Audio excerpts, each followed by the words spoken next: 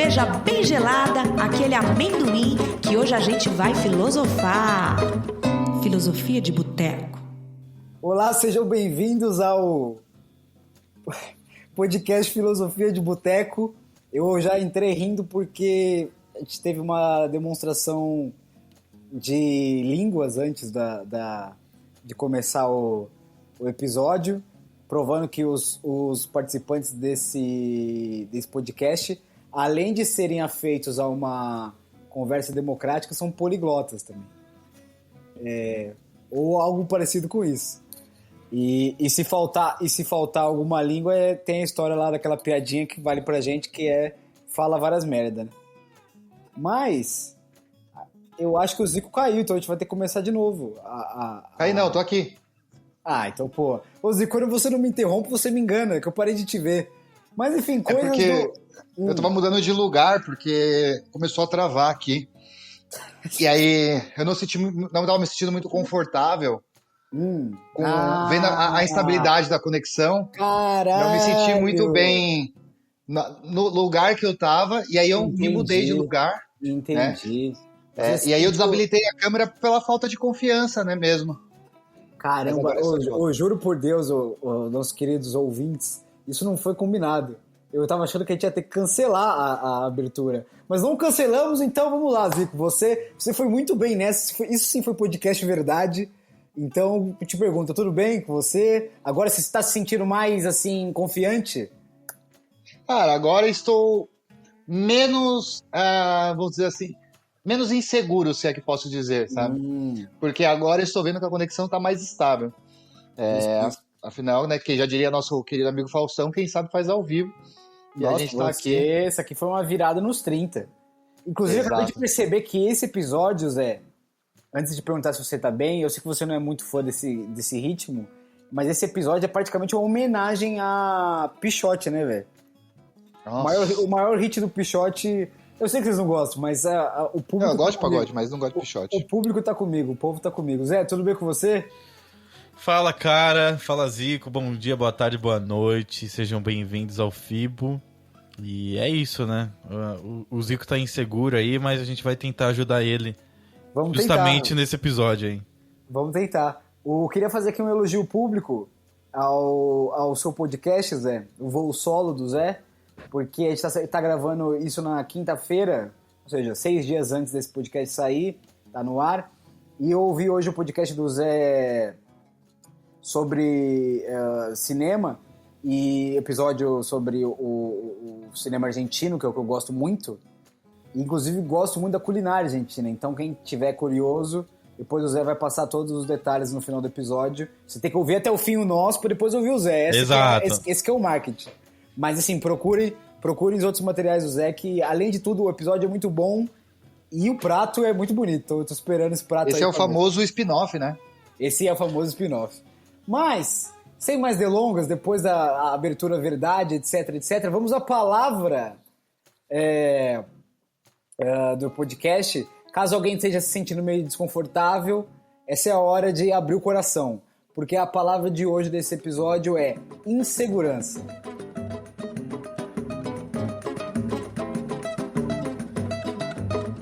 Filosofia de Boteco. Vamos lá, Zico. Substantivo feminino.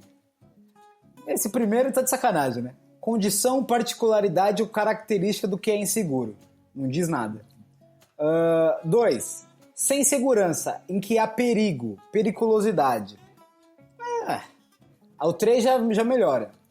Acometido por um sentimento de desamparo. Sensação de não estar protegido. E 4. Falta de convicção ou segurança em si próprio. Durante o discurso, sentiu-se a sua insegurança. É o exemplo que tem aqui.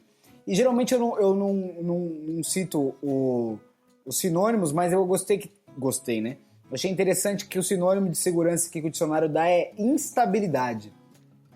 E aí eu quero começar o episódio perguntando para vocês, para antes da gente entrar em cavernas mais profundas, filosóficas, etc., eu acho que todo mundo tem, por melhor que seja, por mais satisfeito que esteja consigo mesmo, com o trabalho, com a aparência física, com tudo, com as relações interpessoais, todo mundo tem um medinho, uma insegurança, alguma coisa que tenta maquiar, alguma coisa que tem um pouco de, entre aspas, vergonha de mostrar, no dia a dia mesmo. E eu gostaria de perguntar então para vocês se vocês têm clareza de uma pequena insegurança do dia a dia que vocês têm. Sei lá, vocês não vão no mercado sem pentear o cabelo, alguma coisa do tipo. Não sei, vocês têm alguma clareza nesse sentido? Eu tenho, é que assim, eu vou apelar para o dicionário.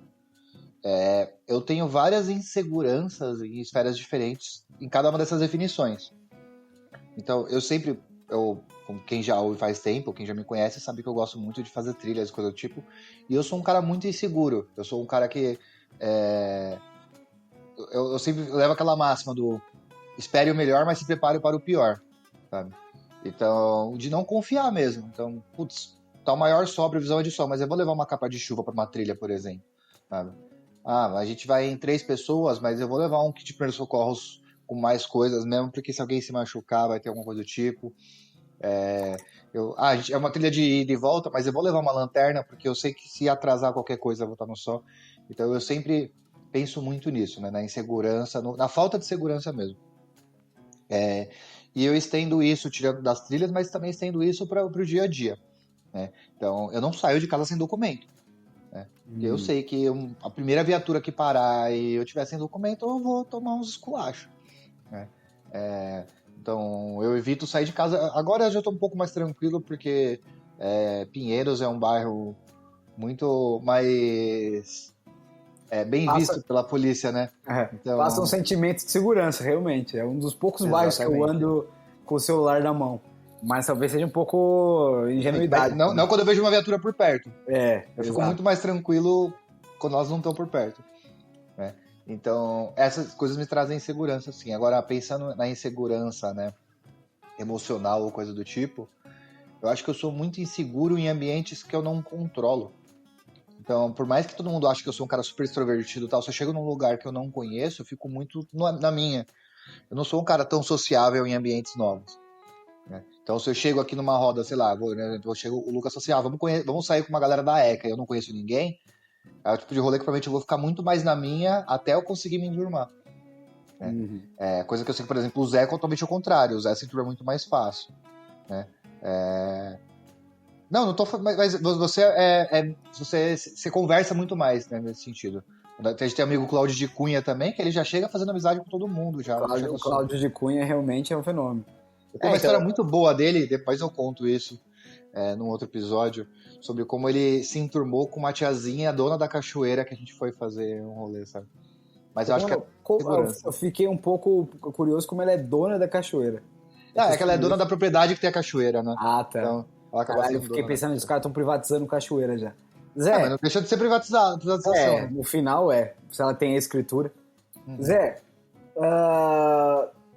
momentos do dia a dia, assim, por exemplo, você se lembra a primeira vez pensando em segurança, uma coisa que eu sempre penso, apesar de eu me virar bem com isso, né, afinal nós estamos aqui no podcast, mas tem muitas pessoas que relatam muita insegurança na primeira vez que foram falar em público.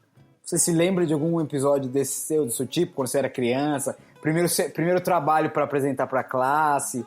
Como é que foi? Você tem alguma coisa desse tipo? Bom, por mais que o Zico falou de mim aí, que hoje em dia eu consigo me enturmar muito fácil com pessoas que não são da minha roda de vínculo social. Lá atrás, na escola, eu tinha essa dificuldade. Acho que você pegou um ponto aí que acertou em cheio comigo, porque eu era Claro, tinham vários problemas, né? Então, eu era o cara que sofria bullying e tal, não sei o que, era o cara que era mais tímido. E aí, na hora de fazer trabalho, na época eu gostava sempre de fazer trabalho em grupo. Por quê? Porque aí eu me esforçava para fazer a parte escrita e falava assim, deixa que alguém apresenta. Então, essa parte aí eu me livro. Hoje em dia, ao contrário. Hoje em dia, pelo menos quando tinha trabalho para fazer, eu falava assim, puta, eu queria fazer tudo sozinho. Porque me falta segurança nas pessoas para saber se elas vão executar um trabalho não tão bem feito como precisa ser, mas que eu não tenho a segurança que ela faria da mesma dedicação que eu faço hoje em dia, entendeu? Então, é uma insegurança que foi um negócio que eu pensei aqui agora. Mas... aqui nós estamos que nem aqui, é que nem terapia, ué. Então. Você vai descobrindo no momento. Mas acho que foi uma insegurança que inverteu os papéis de acordo com o meu crescimento, assim. Antes eu tinha insegurança de falar em público e tal, e depois disso eu fiquei inseguro com as pessoas com quem eu ia fazer o trabalho, porque não botava confiança 100% nelas pra fazer o trabalho do mesmo jeito que eu me dedicava. Um negócio muito louco, porque eu sempre fui muito seguro de entrar em grupos, mas eu nunca tive problemas em me expor. Então, por exemplo, quando eu falo que eu sou muito tímido, as pessoas não falam assim, quando eu sou muito tímido nesse quesito, né? Então, por exemplo, eu conheci a família, sei lá, de uma companheira, eu chego num evento, eu sempre fico muito recatado, assim. Mas, por exemplo, quando eu entro numa sala de aula, quando eu tenho que dar alguma palestra, quando eu tinha que apresentar qualquer trabalho, eu sempre tava tranquilo. Eu fico com o cu na mão antes. Mas na hora que eu solto o primeiro oi, parece que é um personagem, assim, sabe? Que ele vem tranquilamente e eu entro na aula. E assim, eu não conheço os alunos, não sei o que eles vão pensar. Às vezes, quantas vezes? A primeira aula que eu assisti, tinha um coordenador perto. Eu lembro de entrevista de emprego, por exemplo. Na entrevista eu ficava super nervoso. Quando eu tinha que dar uma aula teste... Entrevista de emprego, eu acho que é um bagulho que é ridículo. O cara que não se sente inseguro ali no pré, ele tá muito bem de vida, velho. Porque, na real, eu mesmo nunca tive grandes entrevistas de emprego, assim, que tipo, sei lá, quando eu entrei na Band, eu tava indicado, então meio que tava tudo certo, mas mesmo assim você vai com medo de, sei lá, né, falar uma merda, ou tropeçar na hora de entrar, o botão da camisa tá aberto, sei lá, você nunca sabe essas coisas. E eu acho que é tipo isso, o cara que vai confiante em si mesmo, diferente do que o dicionário falou, realmente o cara chegar lá um dia, porque... Mas eu vou te falar que eu fiz muita entrevista, né, e boa parte dessas entrevistas... antes de tentar virar professor, que é a causa parte das entrevistas como professor. Mas era muito mais para me testar no mercado e saber se meu currículo ainda estava bem, né? Do que eu queria mudar de área mesmo. Eu soltava lá deixava meu currículo aberto, se alguém me chamasse eu ia fazer entrevista. Se a oferta fosse muito boa eu ia, normalmente não era tão boa quanto eu esperava, então eu ficava onde eu estava. Porque eu gostava de estar onde eu estava. Até porque para contar com o seu serviço é muito caro, né? Não é qualquer... não é qualquer um que tem direito a ter isso aqui, tudo. É tipo contratar o Messi, né? Não, mas era muito louco que quando eu chegava nessas entrevistas, cara, era super tranquilo. E foram as melhores entrevistas que eu fiz, assim. A galera falou assim, você tá... Né? O vestibular é a mesma coisa. O vestibular da UFABC, quando eu fiz, né, foi o último ano que não era pelo Enem. E eu não queria entrar na UFABC. E aí eu fui só pra fazer, pensando, vai ser só um simulado pra mim.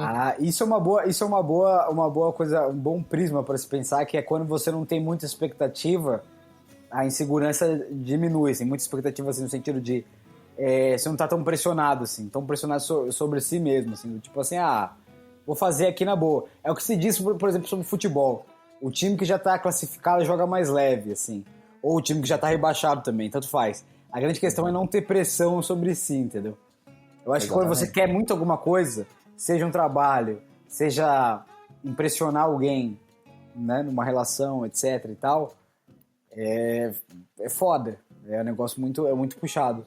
Eu não sei se a gente já deve chegar nesse ponto, mas acho que sempre rola, por mais confiante que você esteja, por mais conectado que você esteja com uma pessoa, às vezes que você vai sair pra tomar uma breja, sempre rola um frio na barriga do tipo, e se eu fizer uma merda? E se eu disser uma merda? Ou se acontecer uma merda no caminho, sabe? Eu acho que esse tipo de insegurança cotidiana me pega, acho que nos momentos antes, assim. Eu tenho uma coisa meio... eu tenho que respirar fundo, assim, às vezes. Do tipo, às vezes eu até durmo tranquilo, mas se eu tenho um evento muito importante, dá uma meia hora antes, eu já fico assim, caralho. Mesmo que eu saiba que eu tô totalmente preparado. É tipo, bom, jornalistas... tipo entrevista, assim, entrevistar alguém importante, ou entrevistar qualquer pessoa, né? Então, eu acho que esse episódio, a ideia que eu acho que se a gente passar já vai ter valido a pena, é de que no final tá tudo bem você se sentir em segurança, mas me parece que o ideal é tentar sempre sempre amenizar isso, porque eu acho que mais atrapalha do que ajuda. Tipo, tem aquela história, não sei se vocês já sentiram isso, de que, se você parou de sentir o friozinho na barriga, então não tá valendo mais a pena. Não sei, antes de entrar numa aula, antes de gravar um vídeo, antes de vir pro podcast de qualquer forma, quando dá rec e tal. Talvez seja verdade, se você tá relaxadão, quer dizer que talvez você não esteja sentindo toda aquela adrenalina. Mas também, se você estiver sentindo muito, isso pode te atrapalhar muito, sabe? Porque as pessoas que travam, ou a pessoa que não pode, que não consegue apresentar o melhor, sabe? Não sei se vocês têm essa impressão também. Eu tenho muito claro isso comigo, porque você usou a palavra que me define muito, assim, adrenalina. Eu gosto muito dessa sensação de adrenalina, assim, tanto que já foi pauta de terapias, assim, do tipo, que eu falo assim, cara, eu dirigia que nem um retardado e eu sei que naquela época eu era uma pessoa fissurada por adrenalina e era o único modo que eu tinha encontrado de de ter essa sensação, né? Isso 18, 19, 20 anos, uma geração que cresceu, por exemplo, Velozes e Furiosos, queria ter isso, né? E eu acho que isso acontece. Então, por mais que eu fique nervoso, então, por exemplo, você vai num encontro, né? A pessoa te chamou pra ir pro jantar, tal, não sei o quê. Cara, eu transpiro demais, assim. Então, eu chego com uma puta pizza embaixo do braço, o irmão tá suando. É tal. isso. Mas por mais que eu esteja super nervoso, essa ansiedade, ela gera uma adrenalina, gera uma sensação ali que dá um certo prazer, né? Então, por isso que eu gosto muito de fazer os tipos de esportes que eu gosto de fazer um rapel, né? Fazer um rope jump, Olha, eu fazer nunca até uma fiz trilha rapel, mesmo. eu nunca fiz rapel, mas deve dar uma adrenalina do caralho. Cara, toda vez que eu me penduro na corda, assim, o nosso amigo Claudio Cunha ele até faz uma piada que eu não gosto de fazer muito tempo, porque a pessoa pode... Ele fala assim, cara, toda vez que você se pendura por uma corda pode ser um ótimo dia da sua vida, pode ser um dos piores ou o último dia da sua vida, né? E aí eu falo, Deus cara... que me livre, cara. Espero que seja muito um ótimo dia. Mas é isso, toda vez que eu entro, e às vezes eu vou fazer um canyon que eu tenho que fazer 5, 6 rapés, por exemplo, e em cada um deles você sente um frio na barriga diferente, né? E isso é uma sensação sensacional pra mim. Eu tenho um prazer ali de uma adrenalina de você olhar, esse rapel é 15 metros, esse tem 60, e são situações diferentes, enfim. Eu fiquei me essas- perguntando, você tá relatando a sua coisa que você mais gosta de fazer, eu fiquei me perguntando, eu que sou uma pessoa que não cozinha, sobre o Zé, se você se sente inseguro quando alguma pessoa vai experimentar a sua comida na sua frente, assim. Não, porque ele não cozinha pros amigos. Falei pra você. Não precisa ser pros amigos, né? Às vezes a gente não tá sendo contemplado, mas outras pessoas estão. Não, você tá perguntando se eu me sinto inseguro? Sim, você vai lá, faz toda uma grande comida, lá para um jantar bonitão. Coloca lá, a pessoa se serve.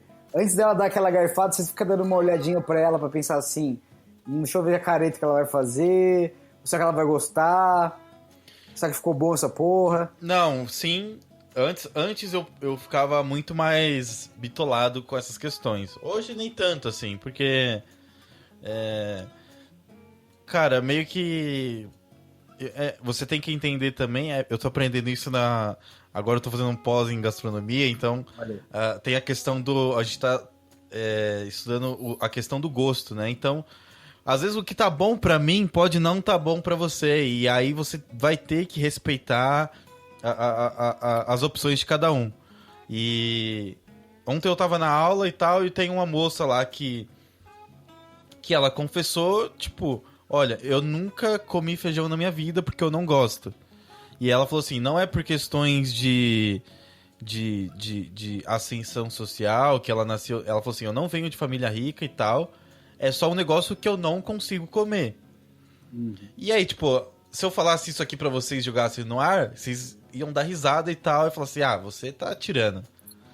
Mas, se você for parar pra pensar, cada um vai ter o seu gosto. Então, é uma questão de você aceitar a comida que você tá fazendo e aceitar também que a pessoa pode ou não gostar da sua comida. Então...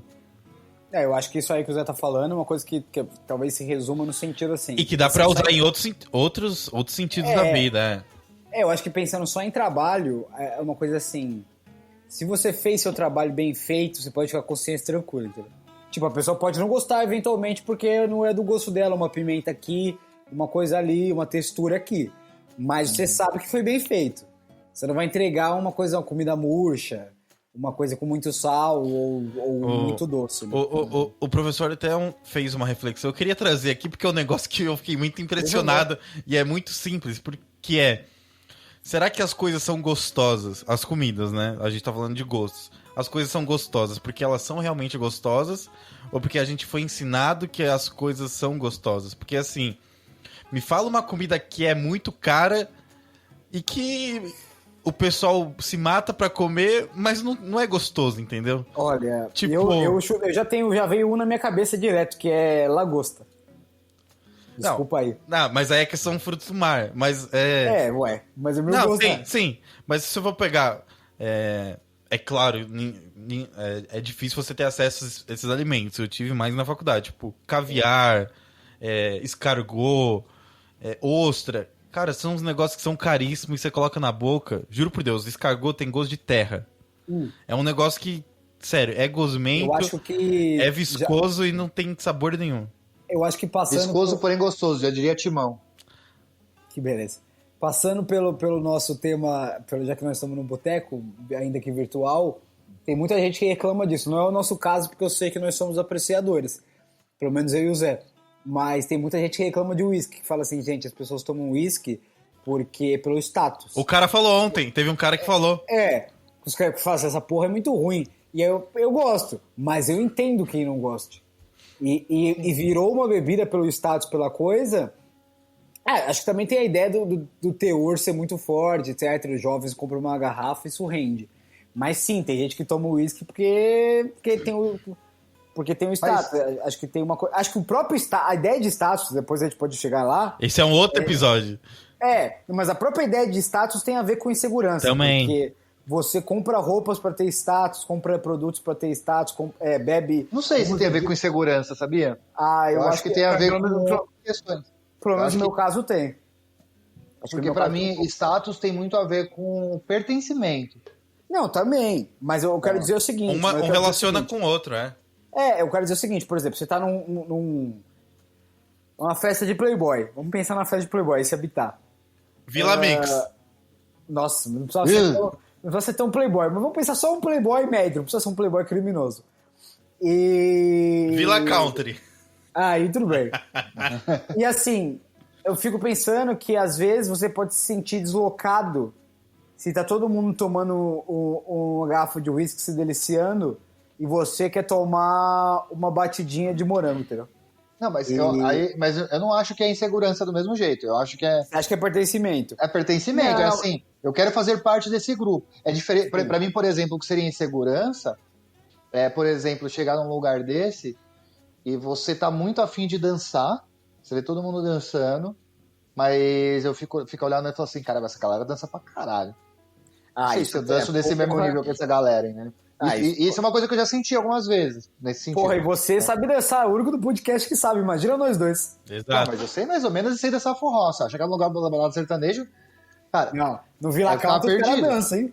A gente que faz anos que a gente não vai lá, né? Mas... E aí eu olhava e falava assim, mano, eu não tenho dança pra cacife, isso. Eu não tenho cacife. Primeira vez que eu fui no Canto da Ema, por exemplo, que é uma balada de forró, eu cheguei lá e eu falei, mano, eu não vou chamar ninguém pra dançar aqui. Porque a galera dança aqui num nível absurdo. Até que eu tomei umas brejas e falei, foda-se, agora... Não, tudo bem. Eu acho que você me convenceu, eu vou com o relator aqui. Pode até ser uma questão de pertencimento, mas eu acho também que é nesse sentido, às vezes você... Porque posso estar só confabulando, mas a gente tá aqui pra isso mesmo, que insegurança também tem a ver muito com vulnerabilidade, entendeu? Então, se você tá inseguro ali e tal... isso que eu tô falando, do tipo... Ninguém quer parecer palhaço ou quer passar vergonha. Então, quando você pensa assim... Eu não vou dançar aí, não, porque eu vou passar uma vergonha monstruosa. Mas, às vezes, você vai ser bem acolhido pela pessoa que tá... Isso é uma coisa que eu acho que é importante a gente conversar, porque vale pra tudo. Às vezes, você vai ser bem acolhido pelo cara que sabe dançar muito. É lógico que ele pode ser um cuzão. Mas... Às vezes você tá dando um passinho e o cara pode chegar em você, te cutucar e falar assim, irmão, tenta tal coisa. Ou vai um pouco mais devagar aqui nesse movimento que você vai ter mais segurança. Eu senti isso a primeira vez que eu entrei no Switcher. que, enfim, pra quem não sabe, é basicamente a sala de controle de um jornal. Cara, eu tenho que falar isso, desculpa, eu tenho que te interromper, porque eu jurava que você ia falar. Eu senti a primeira vez que eu entrei no swing, e eu ia falar, caralho, que nível de exposição que a gente Então, entrou não, aqui. na verdade, eu nunca fui no swing, mas se eu tivesse, a primeira vez que eventualmente eu for, certamente eu vou estar inseguro. Certamente, isso não tenho a menor dúvida. Vamos chamar a Camila pra gravar com a gente de novo. Sim, pra ver como a gente pode amenizar esse sentimento. Mas eu quero dizer o seguinte, é um ambiente, tal qual a dança no Villa Country, os caras se profissa, é um ambiente completamente intimidatório. 120 botões, 30 telas, um gritando com o outro e você assim, puta que pariu, se eu fizer uma cagada aqui, vou derrubar essa porra desse jornal no ar. E sim, é verdade, se você fizer uma cagada, você vai derrubar o jornal no ar. Mas as pessoas que pareciam pra mim um pouco hostis, porque sabendo, tipo, você nunca quer estar ali vulnerável, você ser o novato, entendeu? É uma merda ser o novato, né? Sempre. Ou uma merda ser o cara que sabe menos. Tanto, por isso que é muito ruim o primeiro dia do trabalho, né? Você chega lá e não sabe nem pra onde ir, não sabe onde é o banheiro. Eu pelo menos, diga Zé, eu nunca cheguei seguro no meu primeiro dia de trabalho, porque você nunca quer passar uma imagem ruim. É uma bosta isso. Sempre ficar ali perdidão, né? O que você trouxe, e é importante, isso já é uma indicação, antes que a gente chegue nas indicações lá na frente, mas é muito que a Brené Brown fala, né, tem um chamado de coragem na Netflix e tem o TED Talks dela, que é o poder da vulnerabilidade. E ela fala muito isso, às vezes a gente se prende demais e se segura demais com medo ou inseguro, né? Por certas rejeições, coisas que podem dar errado na sua vida e tal. Mas o seu grande ato de coragem é ser vulnerável, mostrar quem você é de verdade e tudo mais.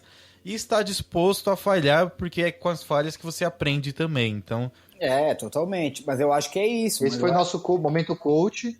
Porra, mas a Brené Brown é uma coach... Não, mas essa é a coach do bem, cara. Mas... É a coach que subiu eu sei, caralho. eu tô zoando, eu concordo. Mas se vocês quiserem mais dicas, por R$15,90, me manda uma DM. Manda uma DM lá pro Zé. Não, agora eu vou me expor, porque acho que vale a pena. Pra a gente sintetizar o que é isso. O namoro, eu tive um namoro, não o último, o antepenúltimo, que basicamente não teria acontecido, eu tenho clareza disso, acho que tive clareza no momento, mas depois na terapia ficou muito claro, que é basicamente o seguinte, e eu não tenho medo de dizer, bom, ela sabe também, enfim. Eu trabalhava de madrugada e a minha ex trabalhava de manhã na Band News, no caso. E aí eu saía às 5 da manhã e ela chegava às 5 da manhã.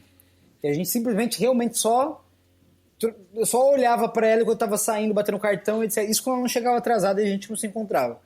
5 horas da manhã, eu acabado, passaram a madrugada inteira lá, e ela chegando e tal. Ninguém também chega super animado às 5 horas da manhã. Mas, o que eu pensava todo dia, pra você ver como a insegurança, eu tô falando como a insegurança pode minar, ou pode mudar a sua história.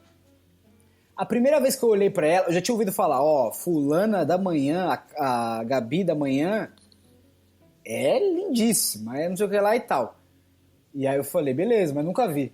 E aí no dia que eu vi, eu falei, porra, essa aí. É mesmo, realmente é lindíssima a Gabi.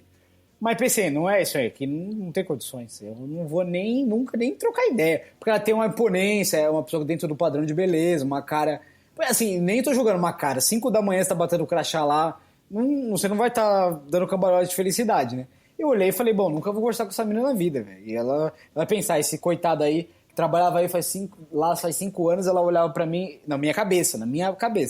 Olhava pra mim e pensava, esse coitado aí acabou de chegar, tá de madrugada aí, pagando os pecados dele, sabe? Com essa barba, né? Tinha essa barba aí, com essa cara de cansado e tal. E, mano, passei um tempão, um mês, só nesse pensamento de, nunca vou falar com essa mina e tal. Tipo, pra mim era normal, eu só olhava e tal. Até que um dia houve um happy hour lá, da equipe da manhã, e um cara da noite foi. E aí eles comentando, sabe, aquela conversa de quando você tá fora do trabalho. Quem que você acha bonito lá na redação, as coisas assim. E ela falou alguma coisa de mim, não sei exatamente o que, porque eu não tava lá. Mas esse rapaz... Era uma confusão. Não. Mas esse rapaz me retransmitiu, falou, olha, eu acho que a Gabi tem uma imagem positiva sua. E a primeira reação que eu tive foi, você tá de sacanagem comigo, né? E aí ele falou, não, eu te juro por Deus. Eu falei, então você tá de sacanagem. Só que aí isso me deu total coragem. E aí um dia, lógico, eu tomei umas e mandei uma mensagem. Então, eu nem falei pessoalmente, porque também no trabalho é uma merda, né? Mas, assim, o que eu quero dizer é... Aí a gente foi lá pra conversar e, bom, namoramos 2 anos depois. Mas o que eu quero dizer é... A minha insegurança jamais teria deixado por mim mesmo ir conversar com ela. Jamais teria tomado essa iniciativa se eu não tivesse tido isso não é um spoiler, né? Mas se eu não tivesse tido uma informação confidencial de um amigo meu. Porque eu tava tão inseguro que eu ia falar com ela e ela falar, irmão, se enxerga, irmão. Pelo amor de Deus. Você acha que você é quem, velho? Ô, Lucas, você sabe que aconteceu comigo aí uma vez? O Zé sabe dessa história. Uma Gabi que trabalha comigo, assim, e, cara, ela era um nível totalmente, assim, padrãozinho de beleza, tal, bem mais velha. E a gente conversando, final de ano, pá, não sei o que, ela falou, pô, a gente acabou não conversando nos últimos dias de aula, não sei o que lá. Podia sair pra almoçar. Eu falei, pô, vamos almoçar. E aí, cara, eu nunca imaginei que ela tivesse nenhuma segunda intenção. E eu falei, pô, vamos almoçar. Super gente boa, simpática, várias ideias, vamos trocar ideia.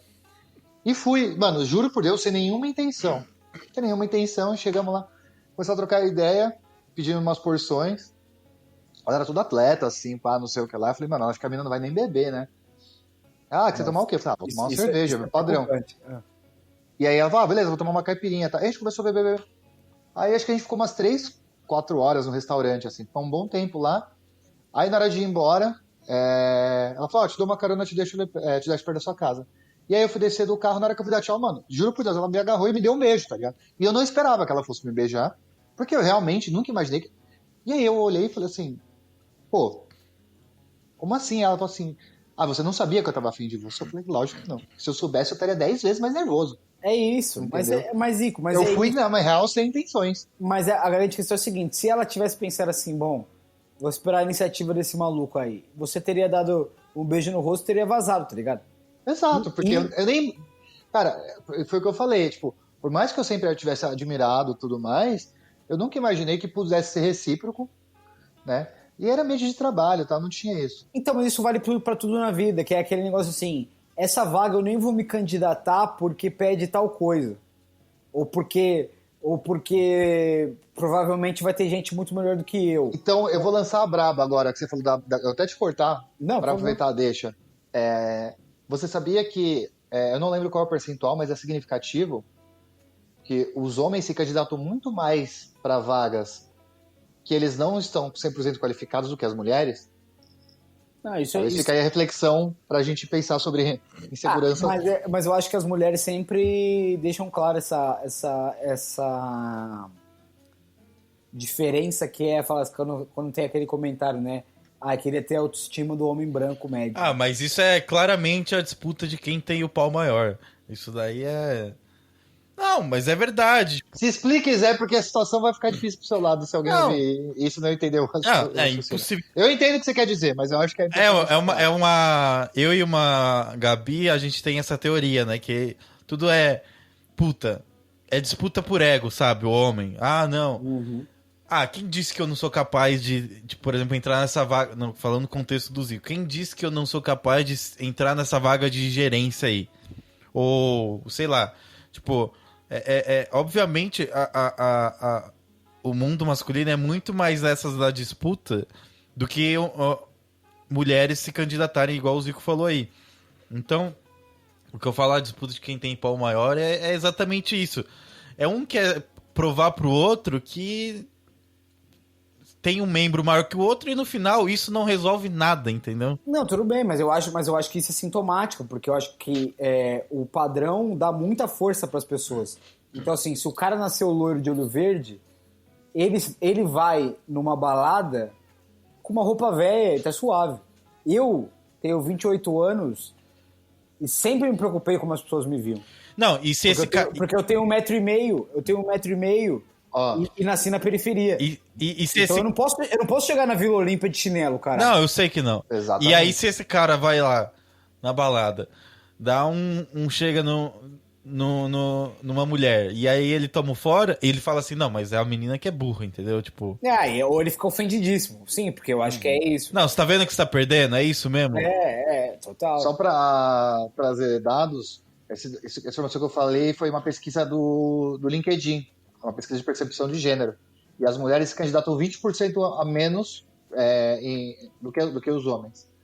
Total, Porque cara. basicamente elas esperam ter 100% dos requisitos. Então o cara às vezes tem tipo 0,5% ali e fala, foda-se, vou escrever que eu faço. É isso. Eu não quero fazer aqui desse episódio um vitimismo, mas eu acho que isso precisa ser dito. Também, isso pode ser incluído em tudo, padrão, lógico que tudo conta, mas acho que tem... isso mostra como o padrão é muito ruim. Porque eu cresci de alguma forma, isso já conversei na terapia, sempre muito inseguro sobre a minha imagem, porque eu sempre achei que eu era gordo, uma criança gorda, assim. E no final eu vejo as fotos, nem era. Já fui gordo na vida, isso não se discute. Mas eu nem era uma criança acima do peso, da média, nem nada, etc. E talvez uma ou outra vez, o médico uma vez foi um pouco grosseiro comigo e eu fiquei... Isso acentuou... Acho que a gente pode também falar disso. Episódios que acentuam a sua insegurança, talvez um aspecto de trauma.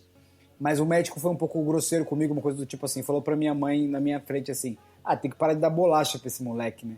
Sabe, do tipo assim, me deram uma bronca e eu fiquei assim, filho da puta. Na hora eu não pensei isso, né? Na hora eu só saí e chorei, tá ligado? Mas eu tinha, sei lá, 8 anos. E eu quero dizer o seguinte, a partir de tudo isso que eu tive, eu sempre pensava, e também porque eu cresci vendo homens bonitos em filmes, etc. Porque eu cresci vendo muito futebol e o cara mais lindo do futebol é o David Beckham, entendeu? Então eu olhava e pensava, bom, eu não sou loiro, eu não sou magro, eu não sou branco. Não tenho cabelo Exatamente. liso. Então, cara, isso me deixou inseguro a vida toda. Eu sei que os meus amigos têm uma imagem de mim, a maioria, de que eu sou uma pessoa que é bem sucedida nas relações interpessoais. Mas eu sempre quis ser mais magro, eu sempre quis... Mais alto, eu acho que eu já me acostumei e tô suave. Mas às vezes, sabe quando você tá... Isso são outros tempos, né? Agora a pandemia já passou. Mas ali pra mim é um experimento, eu sempre penso nisso. Na baldeação da Paulista, da Consolação, aquele túnel, assim, que você tá vindo de frente, outra pessoa também. Sempre que tá vendo um cara loiro, grande, assim, eu penso assim, caralho, filho da puta, eu queria ser que nem esse cara, velho. Sabe? Porque é meio que um espelho, se o cara tá passando numa outra esteira, você tá passando na outra, você pensa assim, caralho, eu tenho 1,50 m, filho da puta, tenho 1,80 m, tá ligado? Então eu acho que tem muita da insegurança que a gente... E às vezes, eu vou passar pra vocês, mas assim, às vezes a pessoa que você tá se relacionando fala, nossa, essa pessoa é horrível. Ok, pode até ser, mas na minha cabeça, no que eu criei, essa pessoa, eu queria ser ela. Entendeu? E sabe então, o que é? Muito inseguro, e não é nem... Eu não tô defendendo, nem tô tomando partido de ninguém. Às vezes... mas é só pra problematizar ainda mais. Às vezes, esse cara que você tá querendo ser que nem ele, às vezes ele também é inseguro com ele mesmo, que ele queria ser outra pessoa, entendeu? Sim. Não necessariamente ele é o cara bem confiante também na vida. Ele deve ter outras questões. Tem várias questões, né?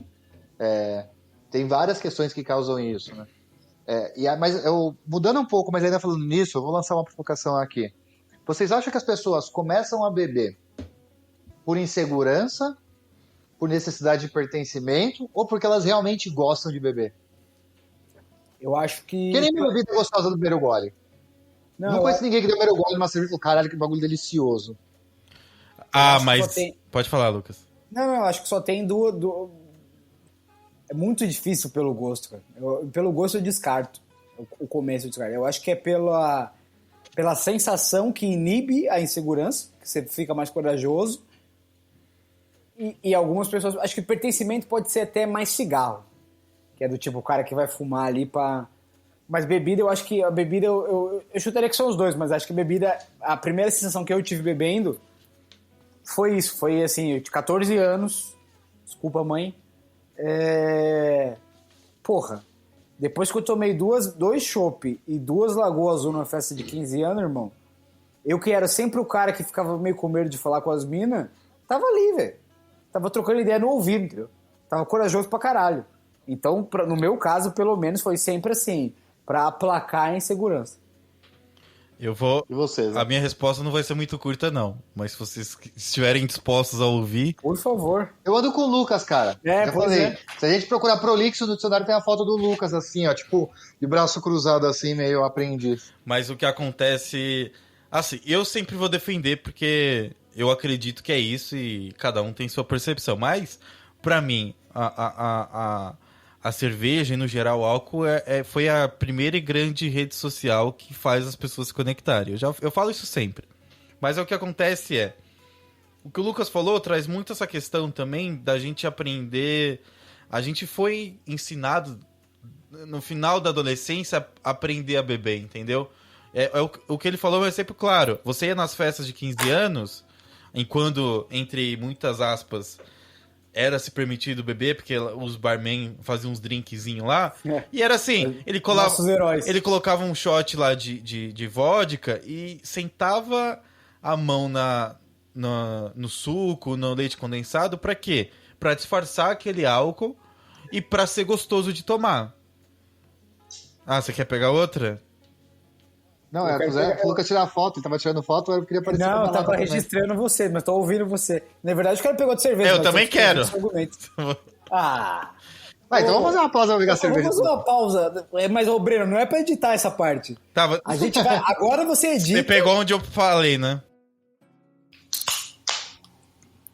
Valendo de volta o episódio, Breno, e ouvintes, eu queria dizer que isso aqui foi Infelizmente nós estamos virtualmente, né? Mas isso aqui foi aquele momento do boteco que é assim, você faz aquela pergunta polêmica pro seu amigo e ele fala assim, vamos pedir outro balde ali pro garçom, e aí eu respondo. Foi assim. Você fala assim, segura, eu vou mijar, mas segura que eu quero ouvir a resposta. Eu quero ouvir a resposta, é isso. Vai lá, Zé. Então... Gatilho isso, hein? Esse é gatilhaço. Então, eu fui pegar a breja e fiquei triste pensando, caralho, se a gente estivesse no apartamento do Zé gravando agora, eu ia levantar, pegar as duas brejas e falar, não responde, peraí, deixa eu abrir. Mas enfim, o barman, você tá na festa de 15 anos, vamos retomar. Você tá na festa de 15 anos, pediu o drink. Exato, você tá na festa de 15 anos, você pediu o drink, assim, você pede porque tá todo mundo tomando. Mas aí você pede nessa festa de 15 anos, por quê? Porque é gostoso. Porque o barman vai lá colocar a dose de vodka, mas aí ele taca leite condensado, taca o suco de morango, taca lá o que você quiser, pra quê? Pra disfarçar o sabor, e aí fica gostoso de tomar. Foi o que você falou, você foi a prova viva. Eu tomei duas Lagoa Azul. Lagoa Azul. E foi incrível. E aí o que aconteceu? Claro, a gente não é burro nem nada, você foi lá e percebeu, putz, o negócio é gostoso, tem álcool. O álcool me deixou o quê? Mais alegre. E o álcool me deixou mais alegre, você se sentiu mais confiante pra ir falar com uma mina. Só teve resultado positivo. O que você pensa? Sim. Porra, o álcool vai me fazer bem. Então eu vou começar a beber outras coisas que tem álcool, que eu não preciso beber tanto, vai trazer o mesmo efeito, e aí você começa a mudar as suas bebidas. Passa por uma cerveja, depois passa, sei lá, até chegar num Negroni, sei lá, que acho que é um drink mais amargo. Mas você chega... E você adapta o seu gosto. E aí o que acontece? Após que eu tô fazendo, é estudo da alimentação. E o estudo da alimentação, basicamente, se baseia na antropologia. Tem um cara que eu fiquei sabendo ontem, que é o Warren Belasco, que ele criou um modelo de escolhas alimentares. Eu tô até com o papel aqui.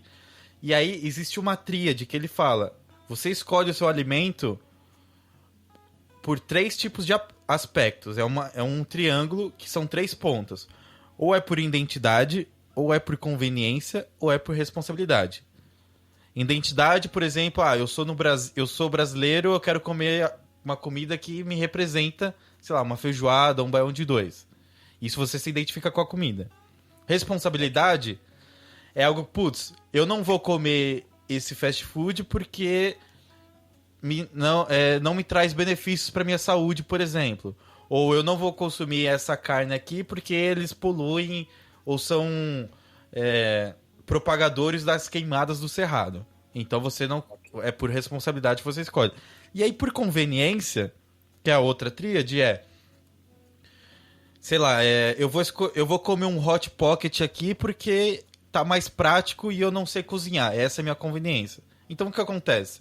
Acho que o álcool, a gente pode fazer nessa análise aqui, eu tô tirando isso aqui agora, você bebe o álcool, você faz utilização do álcool como uma conveniência para você se relacionar melhor com as pessoas.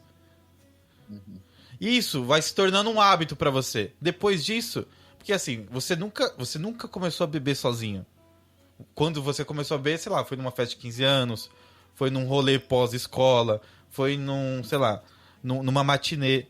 Aí você cria esse hábito de beber. Só depois que aí, tipo, eu tô em casa, tô com vontade de tomar um vinho. Aí você abre um vinho, toma sozinho, ou toma uma breja, sei lá, pós-trabalho, em casa, durante a quarentena. Mas você nunca iniciou a sua bebedeira sem ninguém do seu lado. E não é que foi um incentivo, eu não tô falando que é bom ou que é ruim, mas você precisou de uma convivência social pra ter esse incentivo, pra depois introduzir no seu gosto, talvez. Eu perguntei porque, pra mim, foi muito mais pertencimento. Eu acho que seria o primeiro caso. Qual que era o primeiro termo? Identidade. Palavras? Identidade. Que era muito mais pertencimento mesmo. Pra mim, fazer parte daquele grupo. Né? Eu bebi muito dos 13 aos 16 anos, assim. Né? Mas era isso. Eu tinha muito medo da minha mãe descobrir que eu tava bêbado. Então, tipo, se eu sabia que eu ia voltar cedo pra casa, eu não bebia. Sim. Mas o dia que eu sabia que eu ia voltar tarde, chutava o balde. E aí, depois dos meus 16 aos 18 anos ali, eu fiquei dos 16 até os 19. E aí foi quando eu entrei na faculdade, aí você deslancha também, né? Aí já era virar merda. Não, mas eu acho que. Desculpa, Zico, mas eu acho que é isso também. Bom, eu acho que também tem um outro aspecto, não sei se você se sentir assim, que te dá uma sensação, me dava uma sensação também, que é, além de mais coragem, me dava uma sensação de ser adulto, assim, de ser importante, assim, de ser destemido, falar assim, sou... Sim, tanto que eu comecei a beber na minha casa. Minha mãe achava muito melhor eu beber em casa do que eu beber na rua, porque ela sabia o que estava acontecendo. Comecei a tomar cerveja, tipo, eu ia tomar cerveja, mas falava assim, mistura com groselha, que eu tomava cerveja com groselha, ficava uma delicinha. Entendi. Aí depois eu cada vez colocando menos groselha, até que Exato. comecei a colocar mais groselha. É um processo de adaptação. Ninguém que Exato. deu um gole na breja pela primeira vez achou super gostoso. Cachaça. Quem em sã consciência toma um gole de cachaça primeira vez? Nunca tomou. Toma um shot e fala, caralho, que bagulho. Que nem fumar cigarro.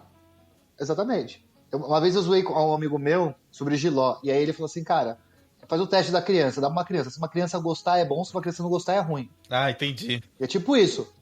Você dá um pedaço de Giló pra criança, é amargo, ela não vai gostar. Tá ligado? Vai ficar... Mas assim, depois você que se adapta ao seu paladar a comer uma coisa amarga. Mas, obviamente, você não vai dar cachaça pra criança, né? Mas é um experimento mental. Né? Imagina a reação de uma criança colocando uma dose de cachaça na boca. É bom deixar claro, né? Mas vai que as pessoas. Vai que alguém faz experimento e fala que viu no Fibo. Eu vi lá no Fibo, lá no podcast. Eu vi lá no filme os caras falando pra dar cachaça pra criança. Mas o que eu ia falar é que, assim... Cara, é muito louco porque você se sente... Eu também, além de sentir corajoso pra falar com as pessoas, pra me sentir mais extrovertido, bom, vocês me conhecem, sabem, eu também usava isso de alguma forma quando eu já não ficava mais tão bêbado assim. E aí a gente não precisa nem só falar de álcool, mas é porque eu acho que também isso é uma sensação que é tipo... Como eu posso dizer assim? Eu me sentia mais à vontade pra falar as coisas porque eu tinha uma desculpa, entendeu? Pra poder no outro dia falar assim, putz, tava bêbado. Porque eu nunca diria... A culpa não é minha, eu voltei na Moedo. Caralho, aí... Caralho, mas aí, foda, você me quebra. Não, mas o que eu quero dizer... Mas o que eu quero dizer é isso, que é do tipo assim... Às vezes a gente tá tão inseguro pra contar uma coisa pra uma pessoa... Não tô falando nem de chavecar nem nada, mas pra contar uma coisa pra uma pessoa... Que você só consegue se destravar quando você bebe. E às vezes você nem tá tão bebaço assim, mas é porque você tem a desculpa. Então eu acho que o álcool aplaca essa insegurança e essa insegurança aparece sempre, entendeu? É que nem a insegurança que você tem de dizer pra um amigo, fazer uma crítica, entendeu? Porque você não quer ser mal interpretado. Ou a insegurança de sugerir alguma coisa no trabalho, numa daquelas reuniões completamente inúteis que todo trabalho tem. Você fala assim, putz, será que eu digo tal coisa? E aí, às vezes, você diz, as pessoas adoram. E aí você fala, cara, nem ia falar isso, né? Já pensou? Então, assim, não é um coach também do tipo, tenha coragem, faça o que você... siga seu coração. Mas, cara, insegurança pode podar a gente de muitas oportunidades. Muitas. Total. Que é do tipo assim, não vou mandar tal coisa porque fulano não vai gostar. Não vou escrever tal texto porque não vai adiantar. Às vezes vai adiantar sim. Sei lá, é complexo, mas assim, eu quero dizer, não se entregue facilmente às suas inseguranças, ou pelo menos trate de tentar lidar com elas, porque você pode acontecer que nem eu. se eu não tivesse tido o meu glorioso amigo que me contou a história, eu não teria tido um namoro de 2 anos que mudou minha vida. Eu aprendi muito, sabe? E até hoje essa ideia me aterroriza, que eu fico pensando assim, caralho, dependesse de mim mesmo, minha vida seria diferente. Eu sou tão inseguro que a minha vida não teria sido o que foi. Mas, ô Lucas, eu vou lançar pro Zé primeiro a braba, porque você já tá visando nisso aí, né? Mas já que a gente deve estar próximo do fim aí, não tô controlando o tempo. Nem eu, tô com mas... frente já. 52 minutos. A pergunta é, o que vocês fazem para diminuir a insegurança, né? Ou para se sentir mais seguro? Então você vai fazer qualquer situação, seja uma entrevista, acho que para quem tá ouvindo também falar que aprendeu alguma coisa, né, nesse episódio, não só um monte de divagação, né? E choros. Mas quais são as técnicas que você tem, se vocês têm alguma, que você faz, que você fala, puta, isso funciona muito bem para mim? Porque às vezes tem alguém que é extremamente inseguro, talvez até mais que a gente ouvindo, e fala, porra, vou tentar isso aí também, né? Não que a gente seja o dono da verdade, mas se funciona com você, pode funcionar com outra pessoa também. Sim. Pode. Zé. Cara, a primeira dica é a de sempre, né? Faça terapia. Uma dose de... Não, eu faço terapia. É melhor que qualquer dose. Mas depois, se você quiser, você toma uma dose. Mas Olha, não sei, eu acho que você... Não existe... Talvez a dica que eu tenha pra mim não sirva pra você. Eu acho que primeiro você tem que se entender, talvez. Eu vou falar um monte de coisa, mas eu vou estar dando volta em círculos aqui, talvez. Mas até hoje eu não sei. Às vezes, pra mim, o que funciona é tentar dar uma relaxada, dar uma meditada, tirar um tempo pra pensar, me acalmar, porque eu sou uma pessoa que eu não consigo trabalhar ou viver no impulso, então cada um tem uma reação de um jeito, então sei lá, quando é um evento muito importante, eu tento não ficar pensando nisso, então eu ocupo minha cabeça fazendo outras coisas pra não ficar parado, puta, se eu ficar parado e ficar pensando, não, tem coisa que às vezes eu fico tão ansioso que eu não consigo dormir 1 ou 2 noites anteriores. Então, a primeira coisa, além de fazer terapia, é você conhecer um pouco sobre você mesmo pra... a sua dinâmica. Pra você saber o que você pode fazer pra você não se auto-sabotar, entendeu? Então, é um trabalho que só você vai poder resolver, assim. Ou junto com uma terapia também, mas a premissa é que você tem que primeiro se conhecer pra saber o que você pode fazer pra resolver. Então, não existe uma fórmula secreta, eu acho. Achei justíssimo. E você, Lucas? Não, eu acho que o meu conselho prático é o seguinte. Se é uma coisa que você já fez, por exemplo, assim, tô falando de entrevista de emprego, ou sair com alguma pessoa que você queria muito, etc., eu acho que você tem que olhar para trás e lembrar das vezes que deram certo. Eu falo assim, puta, eu fui naquela entrevista ali, eu fui bem. Já passei por isso, eu sei. Lembrar de suas experiências bem-sucedidas. E também não ignorar os erros. Então você fala assim, puta, aquela entrevista eu caguei porque eu comecei falando de tal experiência minha profissional e foi uma merda. Ou tava no primeiro date e comentei tal coisa e tal. Então, assim, fazer uma reavaliação das suas experiências. Se é uma coisa inédita, tipo, nunca fiz uma exposição em inglês, sei lá, no meu trabalho. Eu tenho um call, eu tenho que falar com os gringos. Eu acho que você tem que, sabe, fazer o que te dê mais segurança, óbvio, né? Parece... mas assim, pequenas coisas que possam te dar segurança. Então assim, eu sei que eu falo bem inglês, mas às vezes eu não consigo pensar e conduzir um raciocínio. Então faz uma colinha aqui com tópicos, com palavras em inglês, entendeu? Ensaie na frente do espelho, sei lá, alguma coisa que você saiba que vai funcionar, entendeu? E se tratar de uma coisa que não seja profissional, no meu caso, eu acho que é o seguinte: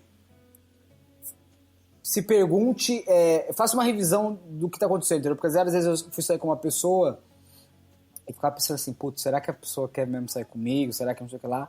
Depois eu pensava assim, irmão, ela é uma mulher bonita, uma mulher inteligente, uma mulher que tem qualidades, ou, enfim, ela não ia sair da casa dela, no bairro X, para ir até lá se ela realmente não quisesse nada. Às vezes ela poderia ser, mas eu quero dizer assim, seja um pouco racional.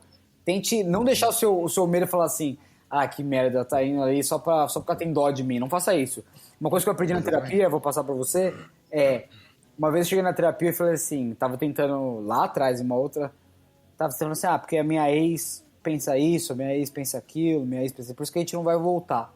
E aí ela falou assim, como é que você sabe que ela pensa isso? E aí eu falei, não sei, pra mim é claro isso. Ela falou assim, tudo que você coloca na cabeça do outro é especulação. Então você vai ficar sempre especulando, porque você nunca vai ter certeza. A gente nunca vai ter, a gente pode ficar aqui 30 horas, a gente nunca vai ter acesso à mente dela. Então tente não trabalhar com especulações, entendeu? Acho que essa é a minha dica. Sim. Eu penso um pouco no que você falou. Para mim, eu acho que o que mais funciona é se sentir confortável, e para eu me sentir confortável eu tenho que saber do que eu vou falar, né? Eu tenho que estar preparado. Então, por exemplo, se é numa entrevista, para me sentir bem na entrevista, eu vou ler sobre a empresa, né? Eu vou... a vaga é para tal área, então eu não preciso estudar, porque assim, obviamente você já se preparou para aquilo, né? Estou pensando numa carreira tradicional, num negócio tradicional, onde você vai fazer uma entrevista para a sua área, uma área que você já atua. Então, esteja preparado minimamente. O cara espera que eu faça tal coisa, eu vou dar uma lida só para ter certeza. Putz, eu sei disso mesmo. Então, para dar uma segurança. Dar uma segurança. Muitas vezes eu dava uma stalkeada na pessoa que quer me entrevistar, né? Eu ia lá no LinkedIn, quem conhece a pessoa? Eu falava, que essa pessoa, quem é esse cara aqui? O que ele faz? Tal. Porque eu acho que é muito de criar conexão, né? Eu até usei a palavra do rapport semana passada, que a gente falou disso, né? Então, é criar essa conexão do tipo, às vezes você vai fazer entrevista com a pessoa, você descobre que o cara, sei lá, é palmeirense. Pô, eu sou palmeirense também. Talvez isso seja uma forma de quebrar o gelo, né? Na mágica, a gente tem muito disso, de você quebrar o gelo, quebrar essa expectativa. Então, como que eu faço para poder me aproximar da pessoa e quebrar essa tensão? Porque, assim, ninguém anda na rua esperando ser abordado, por exemplo. Pensando num mágico de rua, né? Tipo um David Blaine. Ninguém anda na rua e fala assim, nossa, o David Blaine vai parar daqui a pouco com um baralho na mão e você escolhe uma carta. Então, como que esse cara que tá andando na rua, o trabalho dele é fazer isso, como é que ele vai parar e falar assim, só um minuto, você pode parar aqui e olhar um baralho? Você fala, não. Né? Então, como que ele vai se sentir confortável? Então, primeiro ele tem que dominar a arte dele. Né? E aí eles aprendem, né, a ler as pessoas, de certa forma, tipo, que pessoa está mais propícia a receber essa intervenção e tal. E aí eu acho que, então, no caso, se você, o exemplo da mágica, né? Porra, se você vai fazer uma mágica com alguém, aprende a mágica. Se você vai fazer uma palestra, treina o que você vai falar, conheça o seu conteúdo, né? E quando eu acho que tem a ver com uma relação, pode parecer muito a mesma coisa, mas eu não quero falar que o encontro também é uma mercadoria, coisa do tipo, mas saiba o que você vai falar também, assim. Então, se você conheceu alguém no aplicativo, né? Você conheceu uma Gabi e falou, nossa, a Gabi é mó legal, tal.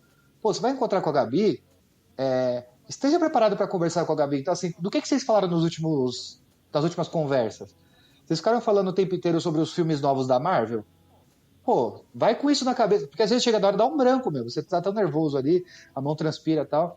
Então, filme da Marvel, a gente falou sobre isso tranquilamente, eu vou tocar nesse assunto. Tem sabe? um episódio de um podcast que chama Filosofia de Boteco, que tratou de flerte também, que pode te ajudar.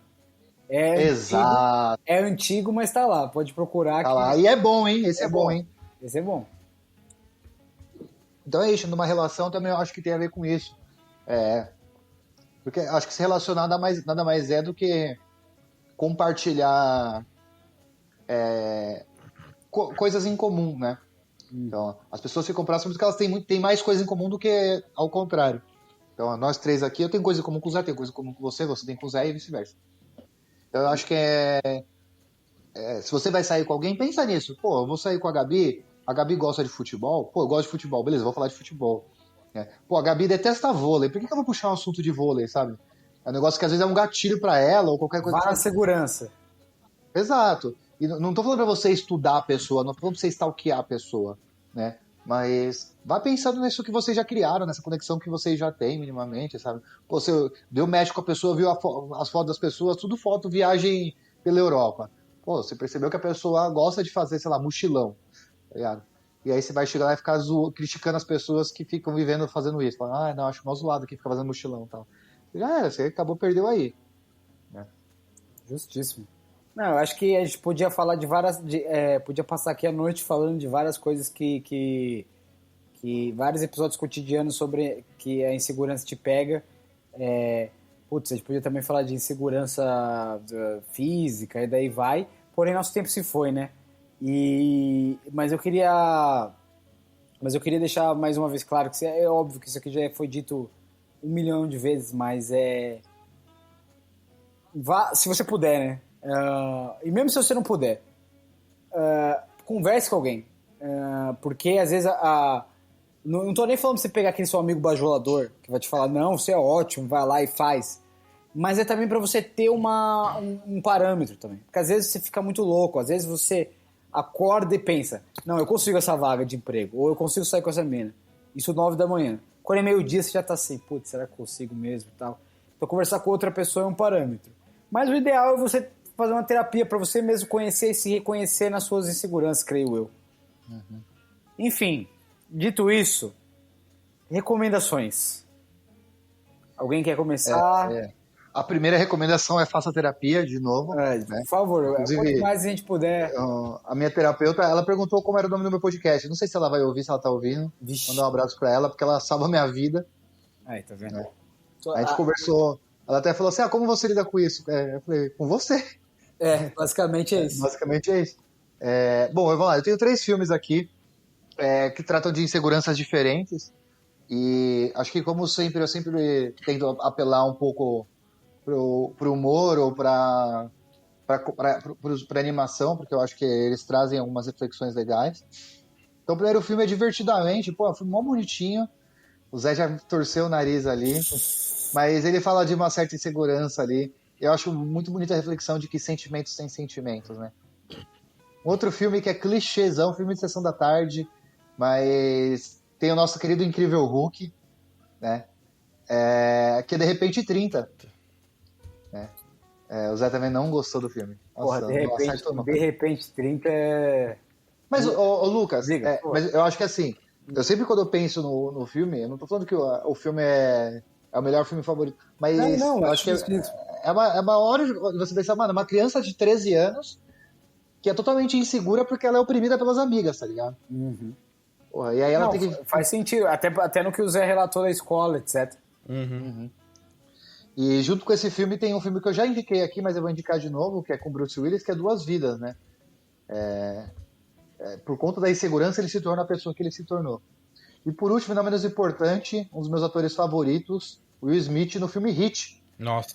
Que fala muito sobre insegurança de relacionamento também. Tem várias questões, mas a gente tem que lembrar também que é um filme da década de 90, da década dos anos 2000, sei lá. Acho que é 2004, não é tão velho assim, não. 2004. Porra, tô quase 20 anos, né? Porra, Zé, você me obriga a concordar com o Zico, né? 2005. Quase 20 anos. Assim, a gente tem que ter um olhar crítico sobre esse filme, sim, mas ele traz uma questão do tipo, o cara gordo pode se apaixonar por uma CEO de uma empresa que é muito rica e tudo mais, e sim, pode acontecer um relacionamento desse, né? Eu acho que é óbvio, a gente tem que ter olhar crítico para as coisas. Então, se você for assistir algum desses filmes, reflita e pense, porra, o que eu posso aprender com isso, né? Não, tudo bem. Justíssimo. Zé? Eu tenho... Bom, eu já falei lá no começo do episódio o documentário Um Chamado de Coragem, da Brené Brown, que é muito bom. Então, é um minuto ali pra você parar pra assistir que vale a pena. 1 minuto não, 1 hora, né? Tem um outro filme que é... A gente já indicou aqui algumas vezes e tal, e tem o porém de ser do Woody Allen, mas Blue Jasmine é um filme que pega muito essa questão, né? Que é uma mina que é uma mina.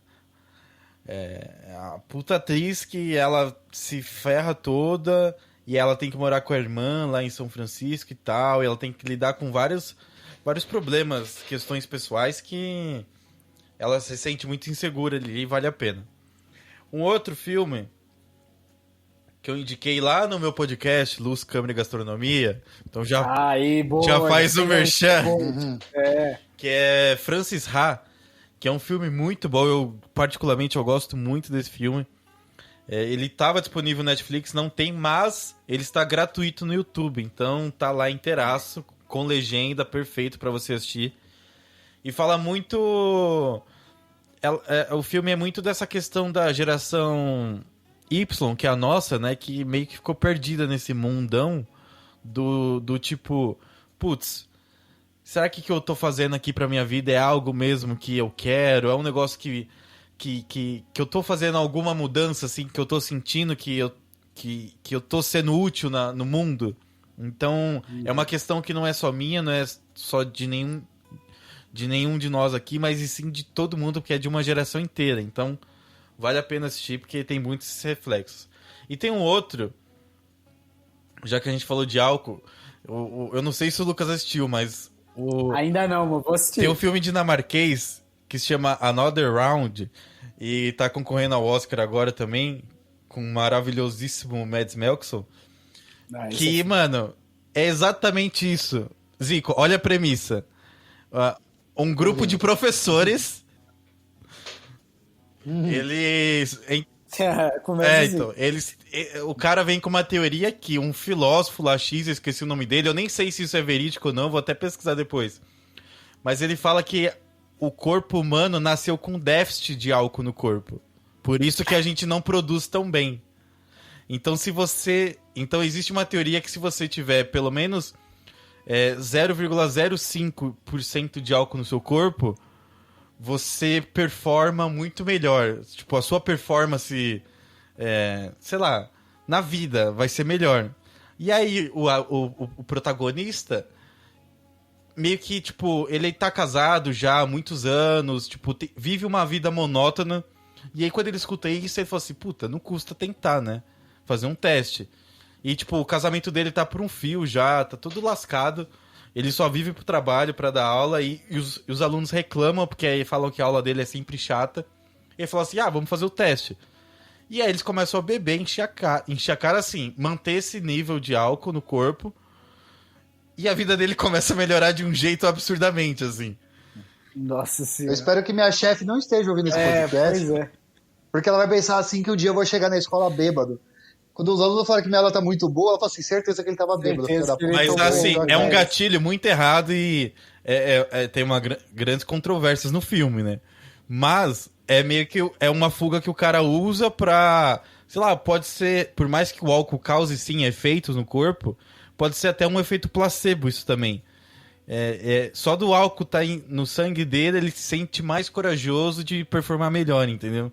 Então tem essa mistura aí que vale a pena ver o filme. Eu acho que até que é uma... Boa reflexão. Eu acho que é muito, assim... Porra, uma reflexão do caralho. Eu tô louco pra ver esse filme, eu vou... Enfim, vai acontecer. Não, eu assisti, abri e tomei uma taça de vinho depois.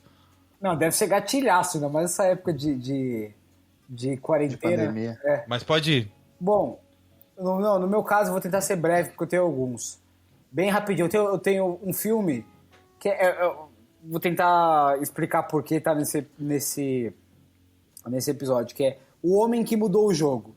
É um filme sobre beisebol, não tem nada a ver, mas é com o Brad Pitt, pra você ver que é Moneyball, não é? Cara, basicamente é assim, acredite nos seus sonhos, entendeu? Porque o maluco foi lá e mostrou um método que ninguém nunca tinha visto e mudou um esporte. E você pode falar, cara, eu não entendo nada de beisebol. Eu também não.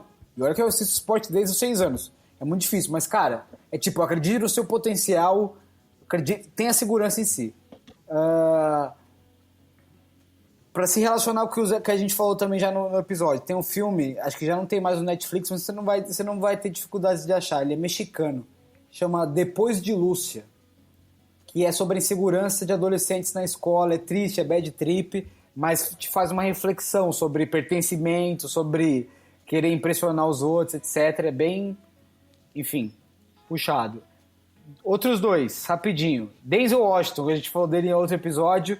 Nossa, eu amo esse cara. O Grande Desafio, um dos melhores filmes que eu já vi dele, 2007, é um pouco meio mal conhecido aqui no Brasil, mas é basicamente sobre pessoas que debatiam na faculdade, é baseado em fatos reais, nos Estados Unidos, da década de 30. E eu disse isso porque as pessoas... Basicamente, ele é um treinador de debatedores. Então, ele ensina as pessoas a serem mais seguras na hora de expor a ideia, de falar assim, nós somos uma universidade pequena, vamos lá ganhar de Harvard, tá ligado? Então, é um bagulho muito louco. E, tipo, tem a segurança. E o outro, chama, pra acabar, o filme é O Ninho Vazio, um filme argentino sobre um casal de meia idade que o filho sai de casa e eles têm que lidar com eles mesmos e eles ficam meio inseguros sobre, tipo, putz, será que conseguimos viver de novo a nossa vida normal, nossa vida como um casal sem o nosso filho em casa, etc. Tem umas reflexões puxadas disso aí. E filmes e livros rapidinho, Budapeste, Chico Buarque, um cara que tem uma carreira que a gente conversou bastante sobre também, que ele não sabe exatamente se vale a pena, o que ele é e tal, e assim, também não tem nenhuma segurança sobre a família dele, mas enfim, é bem curioso, é um livro bem pequenininho, dá pra você ler rapidinho. Eu vou indicar agora, vai chocar a sociedade, que é um livro adolescente do John Green, que uma amiga minha me indicou. Nossa. E é um bad trip, porém com um adolescente com umas reflexões muito boas, que chama Quem é Você, Alaska? Também tem a ver tem com filme, eu acho que já também foi adaptado, né? Esse pá. Provavelmente. Mas assim, bem puxado, mas bem rico. E também, para fazer o paralelo com o último do futebol, se você está procurando alguma inspiração para ter uma autoestima muito boa, não tem ninguém no futebol que possa te dar esse exemplo melhor do que o Mourinho. Então tem um livro do Mourinho, chama Mourinho Rockstar, que é um jornalista que conta os episódios, os causos do Mourinho, de como ele sempre acreditou tanto nele, tanto que ele virou, tipo, o exemplo de cara marrento. Então, se estiver procurando uma inspiração dessa, é isso. Podcasts não, ó. Instagrams. Podcast também, se quiser, mas Instagrams. E redes sociais, TikToks, etc. Vai lá, Zico. Bom, eu sou o @ZicoNeri em todas as redes sociais, estamos aí. Quem quiser conversar, trocar uma ideia, falar sobre suas inseguranças, pode me chamar lá. É isso. Zé? Bom, quem quiser trocar mais ideia também, mandar DMs, é o @ZéBarreto, zh.barreto, tanto Instagram quanto TikTok. Estamos começando o canal no YouTube também, e é isso. Quem tiver inseguro sobre começar a cozinhar, pode mandar se inscrever isso. no canal do Zé. Porque é o meu caso, então eu tô falando causa própria. O meu é @l.tomazelli, TOMAZELLI. Foi um prazer. E desse podcast que vos fala. E esse podcast, por favor, é isso que eu ia chegar lá. É o @podcastfibo, PHI de filosofia, Bel de boteco. Aquele que parece sabonete Febo, mas não é. É isso, gente. Tenham fé e segurança de que nós voltaremos ao normal nessa vida e voltaremos ao boteco real. E não vamos precisar editar o episódio para pegar uma breja. Fique em casa. Um beijo a todos. Exato. Fiquem em casa, pelo amor de Deus. Não sejam tão seguros a ponto de fazer isso. Tchau. Alô, beijo, tchau, tchau. Garçom, fecha a conta, traz a maquininha e valeu pelo papo. Filosofia de Boteco. Este podcast é produzido e editado por Braba House.